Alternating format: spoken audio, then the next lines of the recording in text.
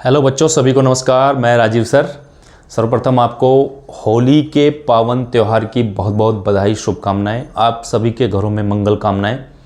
आप जिस अच्छे कार्य के लिए लगे हैं वो कार्य आपका हमेशा सफल हो, ऐसी मेरी आप सभी को शुभकामनाएं और बधाई। तो बच्चों, हम लोग चल रहे हैं चैप्टर नंबर जो हमारा चैप्टर नंबर जो 1 है, सॉल्यूशन। इसमें हमने पिछली क्लास में आपको मैंने कुछ बातें, कुछ टॉपिक्स बताए। इसमें मैंने आपको हेनरी का नियम बताया। इससे पहले मैंने बहुत सारी कक्षाएं इसमें दी। आज हम एक बहुत इंपॉर्टेंट टॉपिक पे यहाँ डिस्कशन करेंगे बच्चों। ये टॉपिक है हमारा राउल्ट्स लॉ, यानी कि राउल्ट का नियम। तो राउल्ट का नियम जो है, ये याद रखना आप, मिशन 2025 के हिसाब से ये बड़ा इम्पोर्टेंट है बच्चों, बहुत इंपॉर्टेंट रहता है। राउल्ट का नियम किसी भी 12th क्लास के बोर्ड के एग्जाम के लिए सबसे खास टॉपिक में से एक रहता है। तो इसकी तैयारी हमें जरूर करनी है। सबसे पहले हम जानेंगे कि राउल्ट का नियम होता क्या है। इसमें अगर बात करें तो राउल्ट का नियम क्या है? वाष्पशील द्रवों के विलयन में निश्चित ताप पर, वाष्पशील द्रव, ठीक है, तो जो विलयन है वो किसका है? द्रवों का विलयन है, वाष्पशील द्रवों का विलयन। जब द्रव होगा तो वो वाष्पशील तो होगा ही। के विलयन में निश्चित ताप पर प्रत्येक घटक का आंशिक दाब, प्रत्येक घटक का आंशिक दाब शुद्ध घटक के वाष्प दाब, शुद्ध घटक के वाष्प दाब एवं विलयन में उपस्थित मोल प्रभाज, मोल फ्रैक्शन के गुणनफल के बराबर होता है। वाष्पशील द्रवों के विलयन में निश्चित ताप पर प्रत्येक घटक का आंशिक दाब शुद्ध घटक के वाष्प दाब एवं विलयन में उपस्थित मोल प्रभाज के गुणनफल के बराबर होता है। यह हमें बताया गया वाष्पशील द्रवों के लिए राउल्ट का नियम।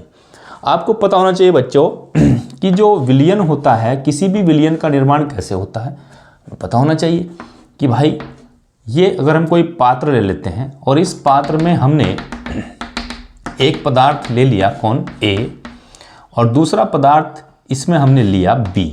इस पूरे बर्तन के अंदर दो पदार्थ हैं, एक A है और दूसरा क्या है? B। अब जो आपका A है, जो A पदार्थ है, ये भी हमारा कोई लिक्विड है, यानी कि द्रव है, और जो पदार्थ B है ये भी हमारा कोई द्रव है, यानी कि ये दोनों पदार्थ ही हमारे कौन है? लिक्विड हैं। दोनों के दोनों लिक्विड ले लिए गए। तो दोनों के दोनों अगर लिक्विड लिए गए हैं तो इसका मतलब A और B दोनों के दोनों पदार्थ हमारे कैसे हैं? वाष्पशील द्रव हैं। यानी कि ये जो हमारा सॉल्यूशन इस बर्तन के अंदर है, ये वाष्पशील द्रवों का विलयन है, ठीक है। तो आपको पता है विलायक, इसमें से एक को विलायक मानते हैं, दूसरे को क्या मानते हैं? विलेय। विलायक वो मात्रा होती है जो अधिक होती है। मान लीजिए अगर A अधिक है तो ये विलायक हो जाएगा। जिसकी मात्रा अधिक होती है वो क्या कहलाता है बच्चों? विलायक कहलाता है। और जिसकी मात्रा क्या होती है? कम होती है, वो क्या कहलाता है बच्चों? वो विलेय कहलाता है। उसको क्या कहते हैं? विलेय। तो इस पात्र में, इस बर्तन में हमने जो दोनों पदार्थ लिए हैं वो दोनों के दोनों वाष्पशील हैं। A और B दोनों वाष्पशील हैं। तो अगर हम बात करें तो जो A है, A अगर इसके आंशिक दाब, दाब को लिखते हैं किससे? पता होना चाहिए आपको, P से। दाब को किससे लिखते हैं? P से लिखते हैं। तो अगर इसके आंशिक दाब की बात करूं तो चूंकि ये लिक्विड कैसा है, कौन सा है? A है, तो इसको मैं लिख दूंगा P और इसकी बराबर में छोटा सा a, PA। ये इसका हमारा क्या बन जाता है? आंशिक दाब। क्या है इसका? आंशिक दाब, ठीक है भाई, आंशिक दाब। ऐसे ही जो हमारा जो लिक्विड B है, जो द्रव B है, जिसको हम विलेय कह रहे हैं, तो इसका जो हमारा आंशिक दाब होगा वो क्या हो जाएगा? PB। आंशिक दाब B का कितना आया? PB, ठीक है। तो दो द्रव हमने लिए थे A और B। तो A का जो आंशिक दाब है वो PA है और B का जो आंशिक दाब है वो PB है। अगर हम इस कुल विलयन का दाब, ठीक है, इस कुल विलयन का दाब यदि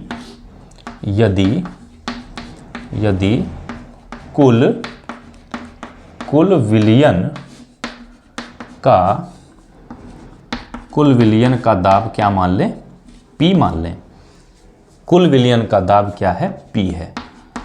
तो कुल विलयन, जब टोटल विलयन दोनों को मिलाने के बाद क्या मान लिया, P मान लिया। तो P की जो वैल्यू होगी बच्चों वो किसके बराबर होगी, भाई इसके अंदर दो लिक्विड थे, एक A और एक B। तो दोनों के जो आंशिक दाब हमें प्राप्त हुए, क्या हुआ प्राप्त, A का क्या प्राप्त हुआ PA और B का क्या प्राप्त हुआ PB। तो अगर हमें कुल विलयन का दाब हमें निकालना हो, P निकालना हो, तो कुल विलयन का दाब इस विलयन के अंदर जो घटक हैं इन घटकों के आंशिक दाबों के योग के बराबर होगा। यानी कि P बराबर किसके होगा, PA प्लस PB। P बराबर किसके होगा, PA प्लस PB। तो जो किसी विलयन का जो कुल दाब होता है उस विलयन में जो घटक होते हैं उन घटकों के आंशिक दाब के योग के बराबर वो आ जाता है। और इसके लिए एक फार्मूला हमने बताया आपको कि P बराबर है PA प्लस PB। इस बात को आप फिलहाल नोट करके रखें, नोट कर लीजिए, क्योंकि इसी बात की हमें आवश्यकता पड़ेगी। तो अब वाष्पशील द्रवों के विलयन में निश्चित ताप पर प्रत्येक घटक का आंशिक दाब शुद्ध घटक के वाष्प दाब एवं विलयन में उपस्थित मोल प्रभाज के गुणनफल के बराबर होता है। यह राउल्ट ने बताया वाष्पशील द्रवों के लिए राउल्ट के नियम में। अब चलिए देखते हैं, इस पर काम करते हैं। नोट कर लिया होगा आपने, तो इस पर अब जरा जल्दी से काम कर लेते हैं कि भाई क्या बताया इन्होंने, किस प्रकार से इसको हम देखेंगे। तो इसमें हम क्या करते हैं, इसको समझने के लिए हम मान लेते हैं बच्चों। हमने मान लिया, क्या मान लिया ये बताता हूं मैं आपको। हमने माना दो द्रव, दोनों लिक्विड हैं, दो द्रव A व B हैं। दो द्रव क्या हैं, A व B हैं। एक द्रव तो हमने ले लिया A और दूसरा द्रव हमने ले लिया B। ठीक है भाई, एक द्रव A है, दूसरा द्रव क्या है, B है। अब जो द्रव A है और B है, इन दोनों के आंशिक दाब हमने मान लिए, ये A है और ये क्या है, B है। इसका आंशिक दाब PA और इसका आंशिक दाब PB। तो आंशिक दाब हुए PA और PB। इसके बाद हम मानेंगे शुद्ध घटक का वाष्प दाब। तो शुद्ध घटक का वाष्प दाब हम क्या मानेंगे, जो A है इसका मान लेंगे PA0 या PA0, जो भी आप कहना चाहें, और इसका ले लेंगे बच्चों PB0। तो शुद्ध घटक का वाष्प दाब क्या लिया हमने, जो द्रव A है उसका PA0 और द्रव B का PB0। इसके बाद इन दोनों विलयनों, दोनों द्रवों A और B के मोल फ्रैक्शन यानी कि मोल प्रभाज, जिसको आप मोल अंश भी बोल सकते हो, मोल प्रभाज हमने मान लिए बच्चों। जो A है इसका XA और B का ले लिया XB। ठीक है, तो मोल प्रभाज का क्या माने, जो द्रव A है उसका मोल प्रभाज XA है और B का मोल प्रभाज क्या लिया, XB है। ये बात हमें यहाँ तक मान लेनी है। तो मान लीजिए दो द्रव हमारे पास A व B हैं। A व B दो द्रव हमने लिए, क्योंकि दोनों द्रव अगर वाष्पशील होंगे तो उन्हीं के लिए ही राउल्ट, वाष्पशील द्रवों के लिए ये राउल्ट का नियम बताया जा रहा है। तो इसका जो आंशिक दाब है वो मैंने बताया A का PA और B का PB, सीधी सी बात है। शुद्ध घटक का वाष्प दाब जो हमारा A है उसके लिए PA0 या PA0 और इसके लिए हो जाएगा PB0। अब मोल फ्रैक्शन की बात करें तो मोल फ्रैक्शन भी हमने मान लिया कि जो द्रव A है उसका XA और जो द्रव B है उसका XB। इतनी बातें हम क्या करेंगे, मान लेंगे। ठीक है बच्चों, इसके बाद बच्चों हम देखेंगे किसके अनुसार, यहां लिखेंगे राउल्ट के नियमानुसार। राउल्ट के नियमानुसार, तो राउल्ट के नियमानुसार क्या है, अब जरा आप देखिए उसमें राउल्ट ने क्या बताया। वाष्पशील द्रवों के विलयन में निश्चित ताप पर, यहां से पढ़ें, प्रत्येक घटक का आंशिक दाब, प्रत्येक घटक का, तो घटक कितने हैं बच्चों, 2 घटक हैं, एक A और एक B। प्रत्येक घटक का आंशिक दाब, तो पहला घटक जो A है इसका आंशिक दाब क्या माना हमने, PA। तो प्रत्येक घटक का आंशिक दाब, तो पहला घटक है का आंशिक दाब क्या है, PA। प्रत्येक घटक का आंशिक दाब शुद्ध घटक के वाष्प दाब, शुद्ध घटक, तो जो A है इसका आंशिक दाब तो PA हुआ, शुद्ध घटक का वाष्प दाब क्या हुआ, PA0 या PA0। शुद्ध घटक के वाष्प दाब तथा विलयन में उपस्थित मोल प्रभाज के गुणनफल के बराबर होता है। तो मोल प्रभाज कितना है इसका, x। तो कहने की बात क्या हुई, ये जो PA की वैल्यू है ये PA0 और XA इन दोनों के गुणनफल के बराबर है। आंशिक दाब इन दोनों के गुणनफल के बराबर होगा। तो PA बराबर PA0 इंटू XA, ये इक्वेशन हमने क्या मान दी, फर्स्ट, प्रथम घटक के लिए तो ये होगा। द्वितीय घटक के लिए क्या होगा भाई, द्वितीय घटक कौन है, B है ना, तो B की वैल्यू क्या होगी, इन दोनों के गुणनफल के बराबर होगी। इस PB की वैल्यू इन दोनों के गुणनफल के बराबर होगी। तो PB बराबर PB0 इंटू XB, ये हमारी हो जाएगी सेकेंड इक्वेशन। ठीक है बच्चों, ये सेकेंड, राउल्ट के नियमानुसार हमने ये लिख दिया कि भाई फर्स्ट इक्वेशन ये आती है, सेकेंड इक्वेशन वो आती है। अब हम जानते हैं, भी थोड़ी देर पहले मैंने आपको बताया, चूंकि हमें पता है, क्या पता है कि भाई P बराबर किसके बराबर होता है, PA प्लस PB, दोनों का जो आंशिक दाब है वो कुल वाष्प दाब के बराबर होता है, दोनों का योग P के बराबर होता है। तो P अगर निकालना हो तो इन दोनों वैल्यूज को हमें क्या करना पड़ेगा, जोड़ना पड़ेगा। चलिए देखिए, तो P बराबर PA की वैल्यू क्या है हमारे पास, PA0 इंटू XA, ये PA का मान हुआ, प्लस PB की वैल्यू कितनी है भाई, देखो समीकरण सेकंड से PB का मान ये है, कितना है, PB0 इंटू XB। तो क्या आया, P बराबर PA0 into XA plus PB0 into XB। कब आया, जब हमने टोटल या कुल दाब इसका हमने निकाल दिया। कुल दाब कैसे निकाला जाता है मैंने आपको बताया था। तो P बराबर PA प्लस PB से, तो ये आया हमारे पास एक इक्वेशन बन के आई ये वाली। ठीक है भाई, क्या आई, P बराबर PA0 into XA plus PB0 into XB। अगर हम इसको इक्वेशन फर्स्ट कह रहे हैं, इसको सेकंड कह रहे हैं, और इसको कह रहे हैं इक्वेशन, इसको कह रहे हैं चलो थर्ड, और इसको कह रहे हैं फोर्थ। तो जो हमारे पास जो फोर्थ इक्वेशन है बच्चों, यही इंगित करता है राउल्ट के नियम को। तो यही राउल्ट का नियम है। ठीक है, यही क्या है, राउल्ट का नियम है। अब राउल्ट का जो नियम होता है बच्चों, वो जिन विलयनों पर लागू होता है, यानी कि जो विलयन ऐसे होते हैं जो राउल्ट के नियम का पालन करते हैं, उन विलयनों को हम आदर्श विलयन कहते हैं। वो सॉल्यूशन हमारे कहलाते हैं आइडियल सॉल्यूशन। इस पे हम बात करेंगे अगले टॉपिक में। तो देखिए, ये आसान सी बात मैंने आपको बताई, बिल्कुल ठंडे दिमाग से आप इसको समझ लीजिए, ज़्यादा हड़बड़ी में नहीं समझना है। वाष्पशील द्रव्यों के विलयन में निश्चित ताप पर प्रत्येक घटक का आंशिक दाब, तो 2 घटक मान दिए थे, एक A और एक B, क्योंकि विलयन में 2 घटक तो भाई होंगे ही होंगे, एक विलेय होगा दूसरा विलायक होगा।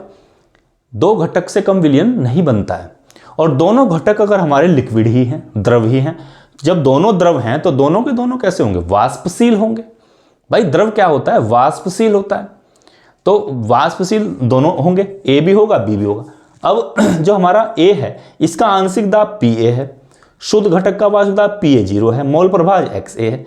ऐसे B वाले का PB, PB0 और XB।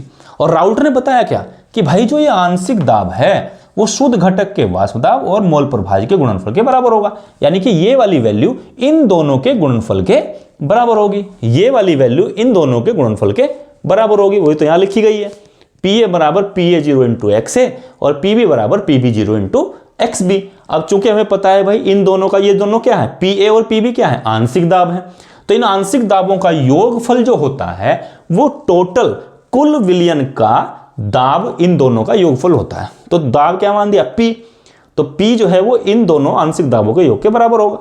तो P की, PA और PB दोनों की वैल्यू रख देते हैं, यहां से वैल्यू रख दी तो जो इक्वेशन हमारे पास आई वो आई P बराबर PA0 into x A plus PB0 into x B.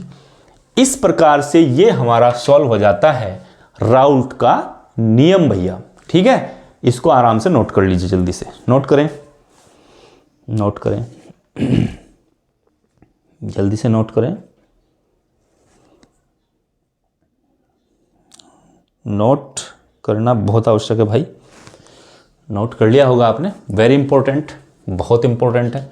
Henry नियम और राउल्ट नियम दोनों में से एक नियम आपके एग्जाम में कभी भी आ सकता है बच्चों, तो दोनों को नोट कर लें। ठीक है, मिटा दें। ये होता है हमारा राउल्ट का नियम।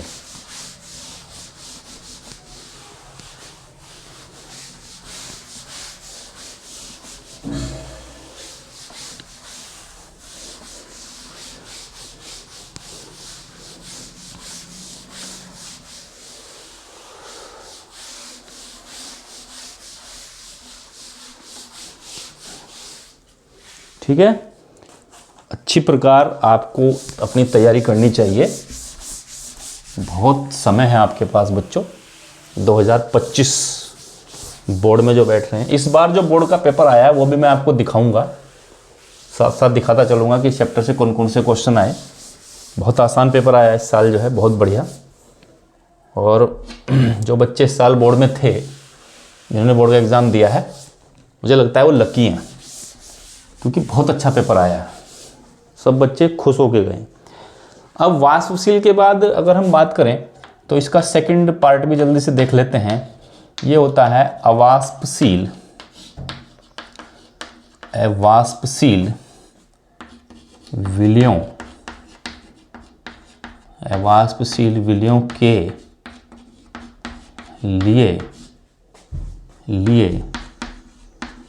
लिए राउल्ट का नियम। ठीक है भाई, अवाष्पशील विलयों के लिए राउल्ट का नियम। अब हम बात करेंगे अवाष्पशील के लिए। तो इसमें क्या है, स्थिर ताप पर किसी अवाष्पशील, यहाँ लिख देता हूँ मैं, स्थिर ताप पर किसी अवाष्पशील स्थिर ताप पर किसी अवाष्पशील विलय के विलयन का वाष्प दाब, विलय के विलयन का वाष्प दाब उसके मोल प्रभाज के, विलयन का वाष्प दाब उसके या उसमें उपस्थित वाष्प दाब उसके मोल प्रभाज के, किसके, मोल प्रभाज के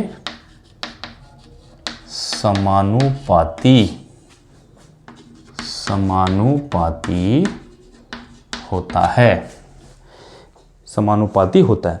और यदि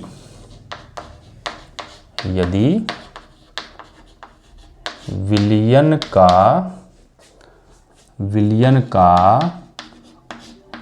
वाष्प दाब क्या है, P, विलयन का वाष्प दाब P तथा मोल प्रभाज क्या हो भाई, X हो, मोल प्रभाज क्या हो, X हो, तो क्या है, P is directly proportional to X, P is directly proportional to किसके, X के।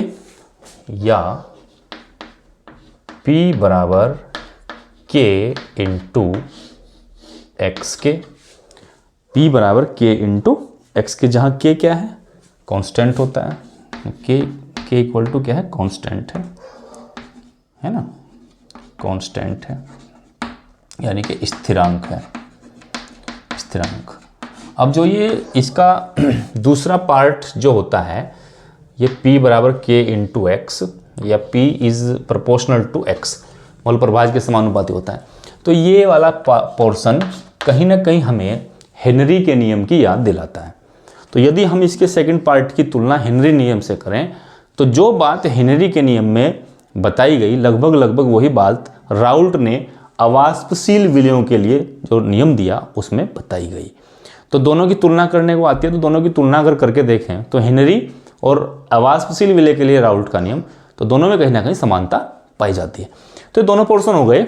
इसका जो फर्स्ट पार्ट मैंने आपको बताया, यदि एग्जाम में आ जाता है तो आपको जो फर्स्ट पार्ट है वो आपको असली जो राउल्ट का नियम है वो आपको प्रदर्शित करता है उसे।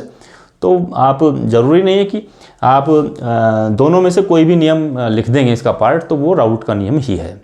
तो ज़्यादातर जो आपके काम का है बच्चों वो फर्स्ट पार्ट है, वाष्पशील द्रव्यों के लिए होता है। तो आप उसको भी ध्यान से पढ़ो, इसको भी ध्यान से पढ़ो, और मुझे उम्मीद है, आशा है, विश्वास है कि आप अगर ध्यान से पढ़ेंगे तो आपको ये सब चीज़ें आ जाएंगी। तो कैसा लगा आपको राउल्ट का नियम मुझे ज़रूर बताएं, और होली को बढ़िया ढंग से मनाएं। रंगों का प्रयोग बच्चों करें, लेकिन सावधानी के साथ करें, और याद रखें कि भाई जो हम जो नेचुरल कलर हैं उन्हीं से हम होली खेलें। रंगों का त्यौहार है, खुशी का त्यौहार है, कोई अनहोनी न होने पाए। तो सब याद रखें, जैसे रंग होली के हैं वैसे ही रंग आपके जीवन में भरें, आपका जीवन भी रंगीन हो, अच्छा हो, सुंदर हो, बढ़िया हो। मेरी तरफ से बहुत बहुत बधाई, बहुत बहुत शुभकामनाएं। नमस्कार बच्चों, थैंक यू वेरी मच।